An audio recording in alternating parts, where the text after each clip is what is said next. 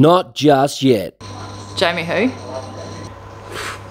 Mobile speed hump. Welcome to Speedway, Episode 2, with the Dirt Track Nutters. We show you more Powerpalooza racing at the Perth Motorplex. Michael Holmes Racing opens up its doors and shows us what a late model is all about. Sprint cars are on track. We go behind the scenes with Oldfield Racing and Red Hot Racing and find out all the stories about that feature race incident at the Perth Motorplex Powerpalooza number 7. We hope you enjoy all the fun and games as we take you behind the scenes once again in Episode 2 of the Dirt Track Nutters. Now let's get into some on-track action.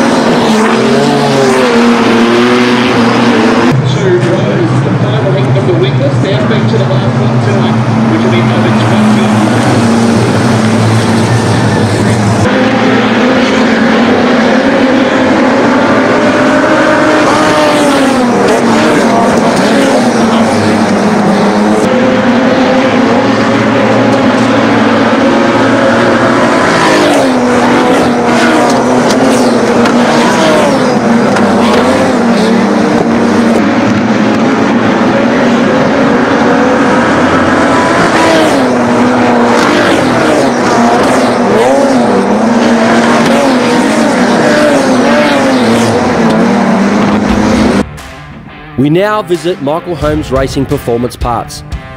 Michael Holmes takes us through his Barry Wright icon and shows us all the intricate parts of what makes a late model unique. We're here today at Michael Holmes Racing, and Michael's been kind enough to show us through his Barry Wright icon. Now, late models, you can get them in different types and different chassis. Can you just explain to the people out there what kinds of late models you can get? Sure, yeah, there's quite a few chassis brands around.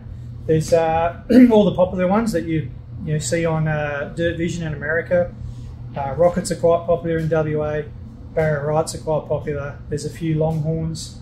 Masterbuilts were very popular. There's a couple of GRTs floating around.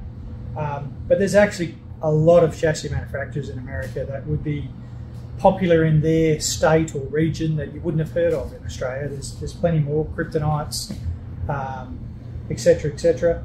But yeah, I've been racing Barry Wrights for 10 years and I'm sticking with them. They're for me. Now, why did you pick a Barry Wright? Well, that was easy. So I went to have the privilege of going to the Knoxville Nationals for late models back in 2012, and my friend Steve Francis there was racing. He was that good that weekend that he told me what lap he was going to take the lead on the 100 lap feature, and I think he was about 3 laps out. So look, I got to hang out with Barry and the team there, and the cars, were just the nicest, most well finished. The quality of the welding, the workmanship on the tin work, they were just the nicest looking thing I'd ever seen. And obviously it helped that Steve won the race, and yeah, I've been a one-eyed Barry Wright fan ever since.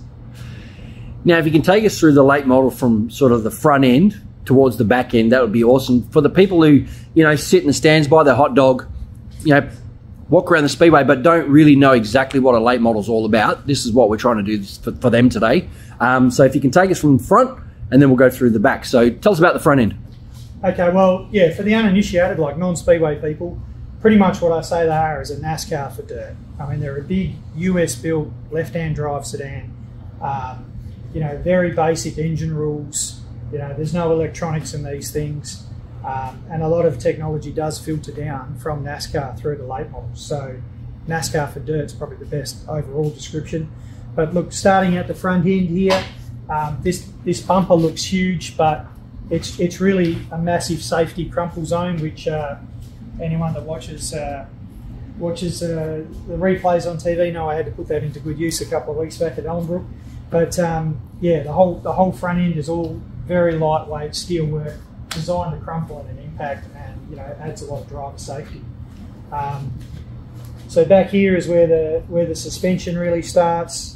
The front end is kind of a conventional suspension, with the double wishbone and the coilover. It's not something that you would find, is particularly unique to this type of racing. This particular car at the moment, we've got the baby 525 crate engine in. That's probably 50% of the cars in WA are running a crate motor as opposed to an open rule motor. These are basically a Corvette engine converted by GM for racing. So these have 530 horsepower compared to open motors could be up to 900 horsepower. But these things hold their own weight, especially when the track slips off. With the engine, when you go a bigger size, obviously there's more cost in different types of fuel, all those kind of things. Explain a little bit between a big engine sort of costing and then a 525. Yeah, absolutely. So 525s, if you were to buy a brand new 525 with brand new headers, carburetor, fuel pump, everything, you probably wouldn't get any change out of $30,000. To run a big motor, to buy it brand new, and not many teams in Australia do, a lot of guys just buy good used, but if you were to buy it brand new, we're now talking 55, 60 grand US just for the motor. Then you've got to add headers. Big motors with that much horsepower need a remote oil system, so remote oil tank and oil pump. That's an extra kind of 5, 6, 7 grand in cost depending on the brand. So yeah, a brand new open motor would really these days cost you in excess of $100,000. So these things make it very affordable for your average guy to race late models. Fuel cost on the night as well, I'm assuming, would be a lot more dramatic on a big engine. Yeah, so the big motors either run methanol which is fairly cheap. I mean, methanol is only $300 a drum, but you use nearly a metric ton of it. Like you use over 100 litres a night, so you get through the methanol pretty quick. Some motors are on methanol, some of the open motors are on unleaded race fuel, and that can cost somewhere between $1,800, $1,900 a drum and $3,000 for a 200 litre drum. But you don't use as much. You only go through 40 litres a night, so yeah, that's not too bad. Unfortunately, the government in their wisdom stopped us using leaded race fuel a few years ago. The big motors that we fully import from America are really designed to run on leaded race fuel.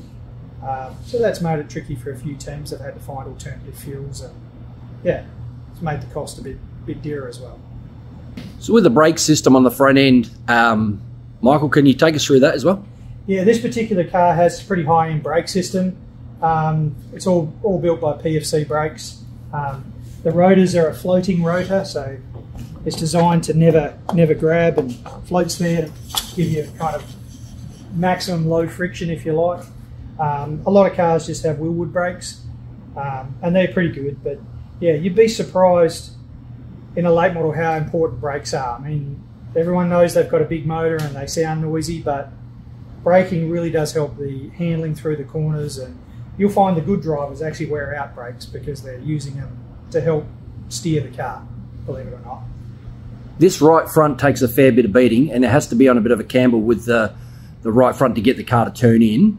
What kind of camber would you run on the front end? Yeah, so guys run anywhere between 5.5 to 6.5, and I've heard more for camber on the right front. The right front probably is the most important corner of the car. For people that have never driven a late model and they ask me what it's like, you know, how do you drive a late model? It's hard to explain, but you've got to drive them on the right front. You need to be feeling what the right front's doing in relation to the rear. And the way that we affect the handling on the right front, most teams will have a dual spring setup now, some kind of bump stop, and of course, you know, we set these cars now on a spring smasher. So back in the day when I started racing, we all had a big set of scales, we had ride heights, and we just put everything back to a static setting. But now when you set up a late model, we're not worried about how it is static in the workshop. What we want to know is what are the springs doing when the car's in attitude down the straightaway. So, you know, hence you'll hear drivers now, we don't say what springs are you running in the right front. You know, we'll talk about what's your 4-inch number, what's your 3-inch number.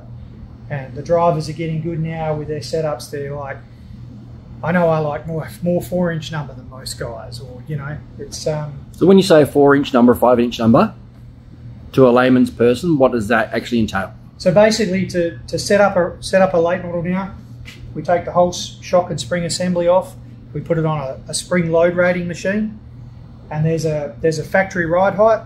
Most cars are 18.25 inches, something like that. But as soon as you touch the accelerator, these cars drop to 3 inches on the right front, 3 inches of shock travel. And then really right in the middle of the turn, you know, you could have 4.5 or more inches of shock travel. So that's the number that's important. What is your spring rating at travel? Not when it's sitting static in the pits. That's not important, right? It's what is it doing in the middle of the turn? That's where the speed is. So that would change, I'm assuming, depending on the banking of the track and the condition of the track, whether it's slick or a heavy track. Absolutely, yeah. So at the start of the night, you want something different to the end of the night. The rule of thumb is most guys talk about softening the right-hand side as the track slows down.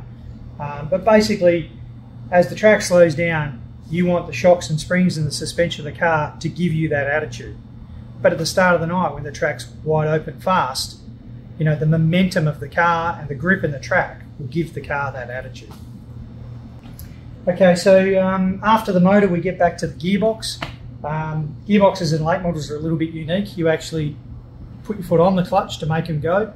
So it's a 3-speed gearbox, 2-speed gearbox, a crawler gear to get it driving, top gear which is locked in, and then you have a reverse. So these things do have a tiny little baby clutch like that, so they don't need a push start like a sprint car. But yeah, generally a pretty durable gearbox. If you look after them, they last a long time. When we come further back behind the gearbox, most guys are now running a carbon fibre tail shaft. Just to give you an idea of cost, carbon fibre tail shafts now probably about $1,300 or more. but the equivalent aluminium tail shaft is half the price, maybe $600. But when you have an issue with your drivetrain, the carbon fibre tail shaft is designed to break and shatter, so then it doesn't break anything else. And more importantly, the tail shaft doesn't come through the cab and break your elbow, which, you know, we've seen things like that with aluminium tail shafts. So yeah, carbon fibre, a bit more expensive, but it's definitely a safety feature on these late models. Then we have perched up there, we have this one's running a Go lithium battery to give it plenty of spark. The reason we mount the batteries in the middle of the car is to help offset the weight of the driver. But most late models are looking for about 53 to 54% left weight and 53% rear weight, something in that facility. So yeah, it kind of looks like a big long car, but you wouldn't believe that all that weight is hanging over the rear. That's when you put it on the scale, that's what you want to see. Exactly, yeah. Again, that's just a static starting weight. There's other things that can affect it, like we mount a lot of things up high, like the fuel tank's mounted as high as it can, it's nearly touching the deck. The engines are up on 1-inch motor mounts. We raise a lot of weight in the car. Again, it's all about the attitude of a late model. You want the weight to roll over onto the right side, onto the right front, and you want the weight to roll over and down on the right rear so that you can get side bite in the middle of the turn and get traction. But yeah, looking under here then, you've got the whole 5th coil assembly and the 5th arm. All that's about traction in a straight line, traction down the straightaway. We can make adjustments to that to give it more instantaneous traction as you pick up the throttle coming off the turn, or if we adjust it in another direction, we can have it so that the car picks up grip halfway down the straightaway. And that's really, yeah, they're the easy bits. Then we get to the rear end and then we get onto the tricky stuff on a late model. Okay, so moving on to the rear end, this is where the late models are kind of unique with their 4-bar suspension. You can pretty much make so many changes to these cars that you can make them as loose as you want to, so that the tail end hangs out all night, or you can make them so tight that it's impossible to steer them around the corner. But yeah, coming down here, we've got this is why they're called a 4-bar. These are your 4 bars, 2 on each side. Generally 4 bars, the angle of the top bars affect corner exit, and generally the angle of the bottom bars affect corner entry. In the middle there, you can see through here, we've got your panhard bar. That can be adjusted up and down, both on the chassis and on the differential. That affects side bite mostly in the middle of the turn. But the other thing that you need to learn about racing late models over the years is that every adjustment can have an adverse effect somewhere else. So more J-bar angle tends to give you more side bite in the middle of the turn. Sometimes it can rob forward drive off the corner. So sometimes we make 2 adjustments at the same time to compensate the negative effect of another. So would that go if you made, say, 2 or 3 adjustments and it wasn't right, you're actually not sure of which one it wasn't right on? But does it make it harder to make more adjustments for the next race? Or is it easier to go one at a time, but it takes a longer period, obviously, to get it right? Well, absolutely. I mean, what we tell new guys is make 1 adjustment at a time, take really good notes, and just really think about what that change did to the car. And, there's 3 different phases to the corner. It's not one corner. There's corner entry, there's corner in the middle, corner exit. Are you on the gas? Are you off the gas? I mean, all these things can be adjusted by one of these bars, tuning on the shocks, J-bar angle. I mean, the bars can be adjusted in length. You can see how many holes you've got for adjustment. We can run a long bar, we can run a short bar, and then how they're bolted to the bird cage. There's multiple holes there as well. So if you're keen to give it a go, you can really get yourself into trouble by making a lot of changes. Okay, so then I guess we'll talk about some of the safety features on late models. A lot of the modern cars now have a fire extinguisher system. So we've got the fire extinguisher bottle there. We've got a nozzle pointed at the motor, one pointed at the fuel tank, one pointed at me, heat activated. The fuel cells are now very safe on these things. They must have a bladder inside a fuel cell. Of course, we've got the usual safety features you would see on a late model, like a kill switch there behind the driver. full containment seats are mandatory now. With the safety gear we run, I mentioned earlier I put the safety gear to pretty good test there a couple of weeks back, and apart from a little bit of whiplash, which is to be understood, I was fine. So they really, they're a big car. There's a lot of crumple zone built around them. There's a lot of soft bars on the exterior to absorb the initial impact, and they're generally a pretty safe car to drive, despite the speed you're going at. Now, Michael, the fuel cells, are they a standard size, and do you buy them off the shelf, or is it something still that you can make? Yeah, so the fuel cells are all around 28, 32 gallon, that kind of size. Gone are the days where you weld up an aluminium tank yourself and pop it in the car. They're all made by a reputable manufacturer. Barry Wright makes their own. You've got the other brands like ATL, etc. Most of the new cars coming through from America now have SFI rated fuel cells in them, which just means they've got the extra safety features like the proper rollover protection, make sure no fuel could come out if the car's on its side, and that kind of thing.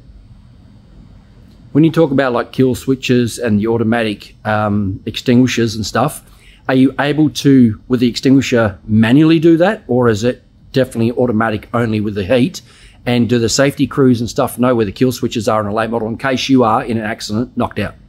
Yeah, so there's a standard specification that all kill switches must be on the deck behind the driver, easily accessible to the safety crew.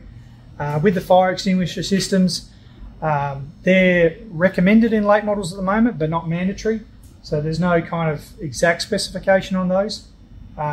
This one's heat activated, but you can get some that are manually activated as well. But yeah, this one has nozzles just like sprinklers you might see in the ceiling of a factory. Once they get the heat on them, they open up. So Michael, the cockpit is a very vital part of the car. Obviously, where you sit, the weight distribution, but the strength in the car and how it's built is very important. Yeah, absolutely. So being a fairly modern car, this is a 21 model. It's got some extra safety features. This extra bar you've started seeing on the cars in the last few years just to give the driver some extra protection in case of a collision. This particular car underneath here has they call them Eldora plates, extra plates in the door. Extra height too. Over my time in racing, the cars have probably raised the cockpit height a good 3-4 inches, which gives the driver a lot more headroom, a lot more safety. Quality seat's important, obviously. This is a custom-made seat to my size, and that really helps. I really notice the difference in an accident. Like, when you have crashes, they don't hurt if you've got the right seat. It's all part of it. Getting onto the gauges there. We've got all the things that you'd expect to see, like oil temperature, oil pressure, water temperature.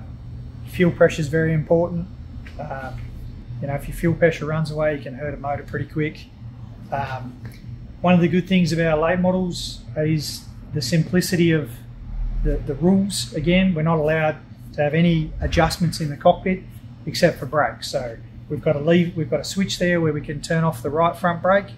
And we've got a brake bias lever where we can proportion how much brake pressure goes to the front and rear. Basically, you're not allowed to adjust anything else in the cockpit at all. We've got a tachometer, obviously, for revs, and just an extra safety feature for the motor. I've got a water pressure gauge in mine. Just, if your water's running hot, but you've still got water pressure, you haven't lost any water, and your motor's hopefully still safe. Michael, late models aren't cheap. The first round, the Ray Talk Memorial at Ellenbrook Speedway round 1 of the Pro Dirt Series, you DNF'd because of an accident. Can you just take us through what sort of accident it was, the parts that people that weren't there, the parts that you replaced, and sort of a costing that cost you for that one meeting alone?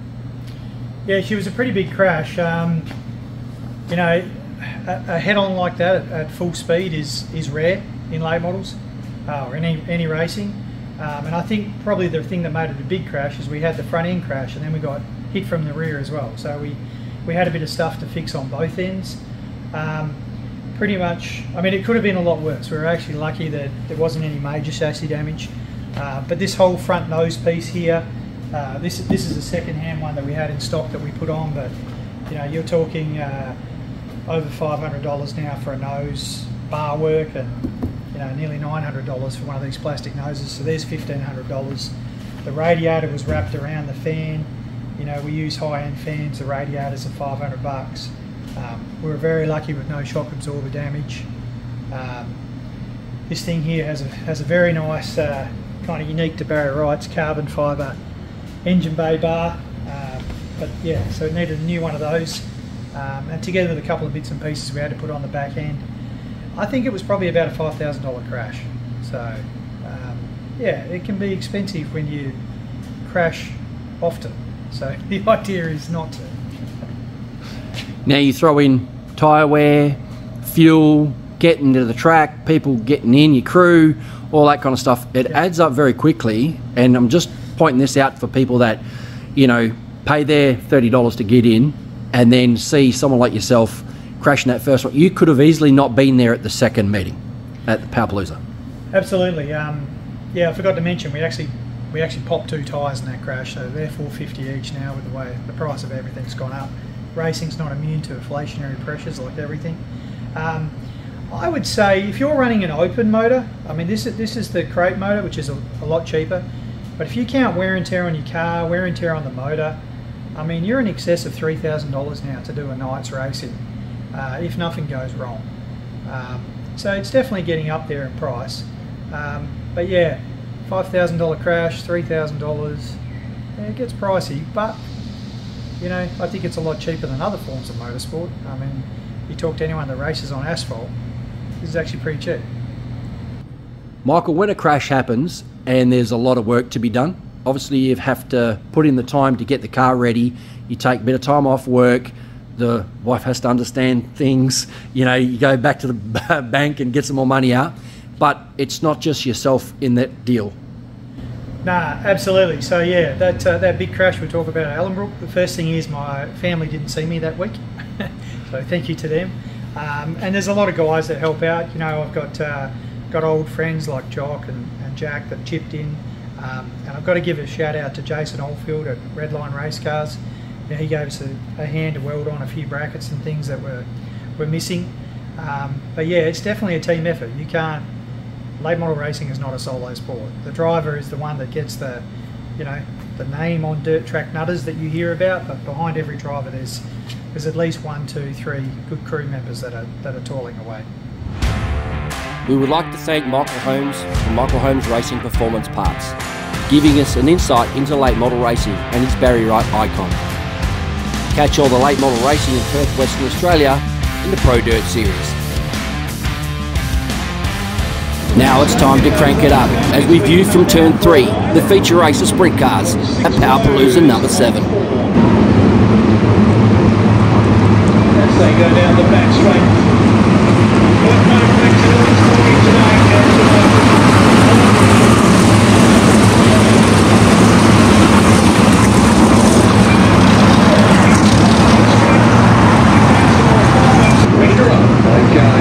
Gibson on the outside of James. He also starts.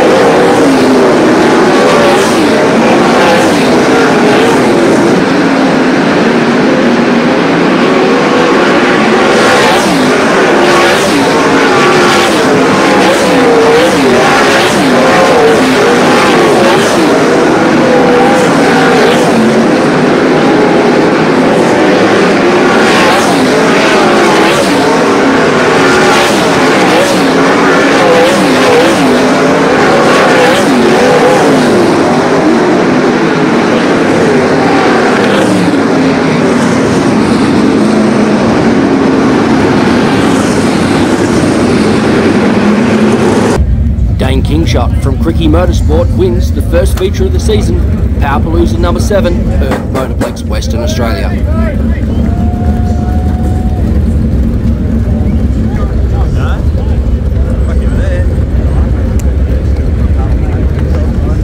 It's the former Australian Speed Car Champion's 5th feature race win with the Cricky Motorsport team. You can see the emotions are high between Dane and crew chief Matt Cochran after this feature win.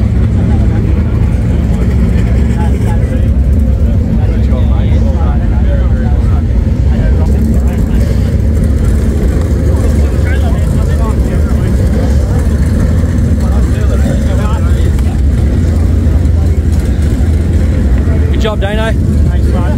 We now visit Oldfield Racing and Red Hot Racing. We talk about the great heat they had and then the incident in the feature race at the Perth Motorplex. Got a decent start. Jamie started on the row behind me, and he tried one lap round the outside. Got a red light. That wasn't happening again. On the red light though, pulled up beside him. He's trying to hand signal to me. I think he wanted some beers or something, just while they're clearing the cars off the track. I had a restart with 7 to go, and then just took his line. Why not? Hey, you got to learn something. But yeah, pushed the old crate motor for the last 7 laps and beat him. He clearly wasn't happy. But obviously, I mean, I can hold a grudge, but it's Jamie O. Clearly holds a grudge.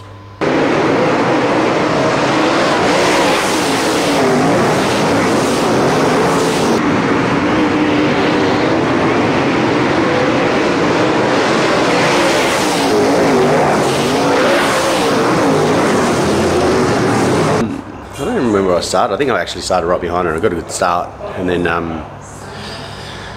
was a restart. I was out of 2, so I chose to start on the top because my car was good up top all night. Brent was on the bottom, like normal. She was slow on the start. I got a good jump. I went to go around her like twice on each restart. I went to have a crack around the outside of her, and she come all the way up to the fence. And one go I had to get out of it, and the next go sailed around the outside and got to the front, and then there was another restart, so that went back.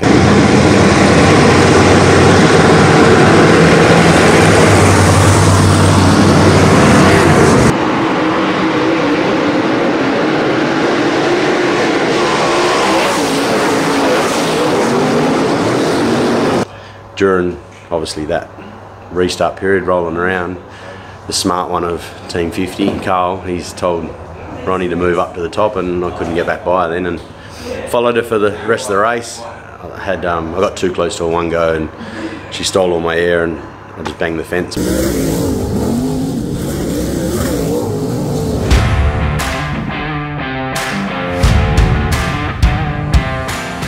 But yeah, I just ended up having to follow the last corner I had to go. But I actually didn't realise it was the last lap. Otherwise, I probably would have set myself up a bit better, but I didn't. And yeah, she beat me.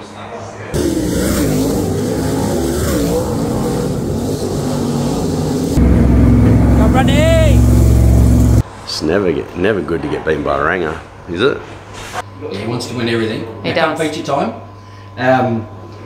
You were running 5th, 6th, somewhere around there, and then he came up onto you, and there was an incident. Yeah, yeah, 6. And I just thought it was some idiot, you know, that just decided to take me out, trying to take my place at 6. It turns out it's, see this green flash, fluoro green flash, and it's bloody Jamie O.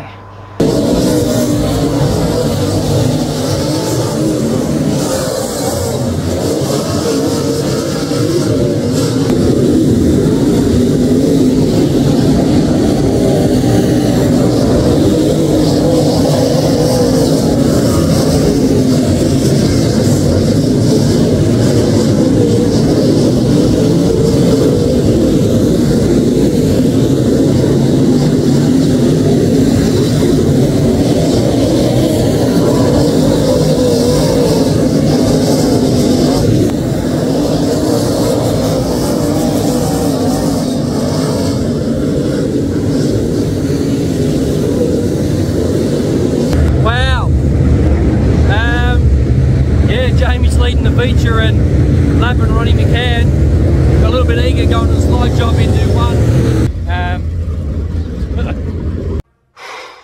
Boy, that escalated quickly. I mean, that really got out of hand fast. Panel damage, God, I hate working on the thing for panels. Carl's been hammering shit out today, things out. Carl's been hammering things out today.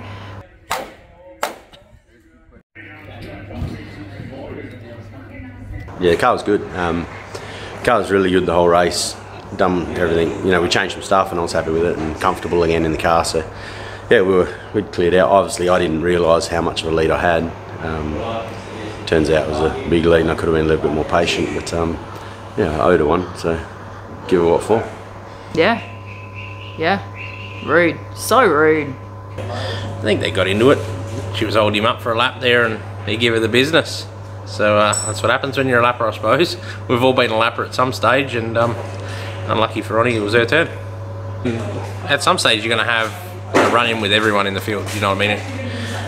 You race for so long, you know, that's probably their first run-in after racing together for 5 or 6 years, you know, so at some stage it happens, you know, you try and avoid it as much as you can and you try and race as fair as you can, and we all do the same, and every now and then shit goes wrong. That's where the big, you know, that new Ned's or whatever it was called, the food area, and she probably smelt the Bain Marie or whatever and pulled her up a bit quick.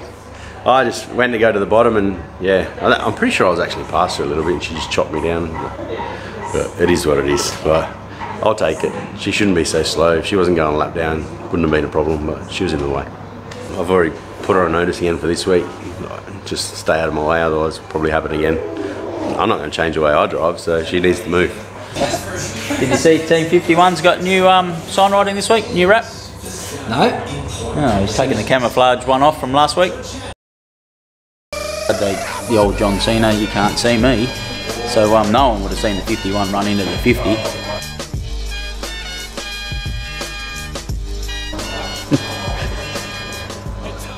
Now, Ronnie, when I say the words Jamie Oldfield, what do you think?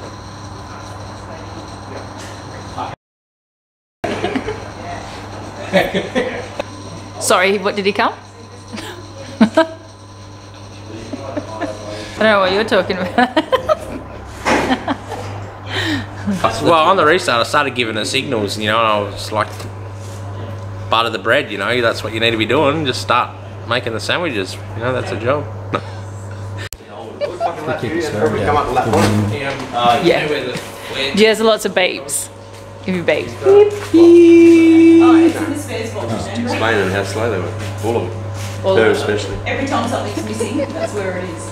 This guy, how fast he was on the weekend? I did actually see how fast the 51 He was coming up to lap you next. I only got a 525, you know, these guys got big motors apparently. I think my laptop was quicker, so I don't know what he's bragging about, but anyway, let him have his glory for one meeting. There is an I in Jamie. There's an I in Jamie. Yeah, never mind. Take us through that. See? Told you, slow. If she was fast enough, she would hit me in the head with it. She's the only one that give me any grief, everyone else is alright. So you monster trucker if she gets them up. yeah, absolutely, yeah. It's okay, because at the end of the night, she supplies the food. I apologise to Carl, because he's the one that does all the work on Team 50, because she does nothing at all. That is true.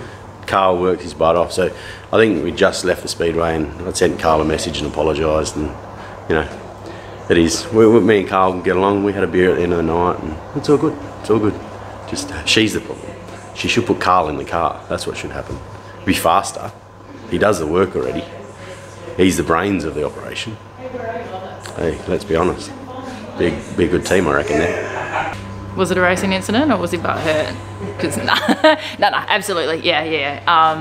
Yeah, I mean, look, at the end of the day for me, I know he's going for the lead, and the only reason he did what he did was because he actually probably got out of it a bit and was probably a bit nice trying to pass me for that place. So yeah, had he kept in it, like, his car wouldn't have reacted the way it did. So, and you can blatantly see that in the replay of the video footage. But yeah, still mates. Well, I think still mates. And yeah, it happens. For me, not that much damage. So, you know, if the thing was a write-off, probably would have been a different story, but no, we're good. At the end of the day, I mean, we're here having beers and fixing panels, but at the end of the day, he still owes me a palmy. Like, and I told him that on the Sunday, like, you owe me some food. You owe me a pub meal. And I'll hold him to that. I'll hold him to that. As you can see, we had a bit of fun at Oldfield Racing and Red Hot Racing. Now we're going to take a look at the feature race results with the Oldfield 1, 2, 3.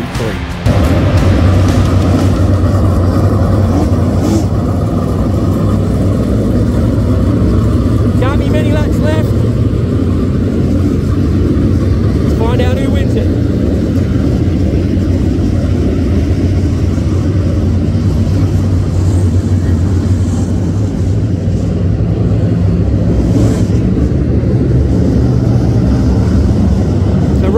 Running fixed up through tangling, or getting tangled with Jamie, so she got put back in the spot.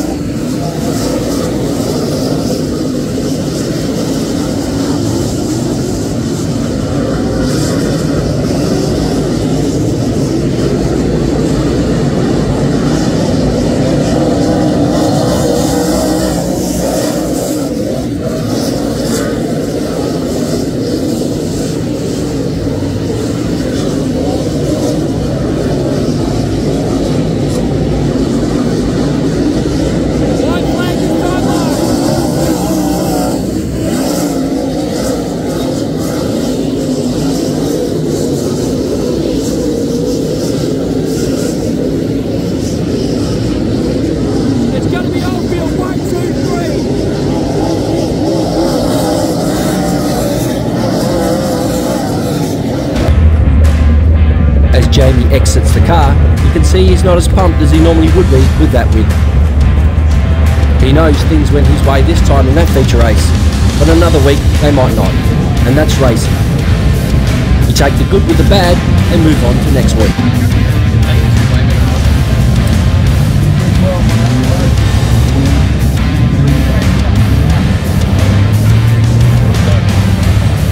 Final words for today's episode go to Warren Oldfield. Was in a league of his own last week, so we just got to get a bit faster and beat it this week. We hope you've enjoyed Speedway with the Dirt Track Nutters, Episode 2.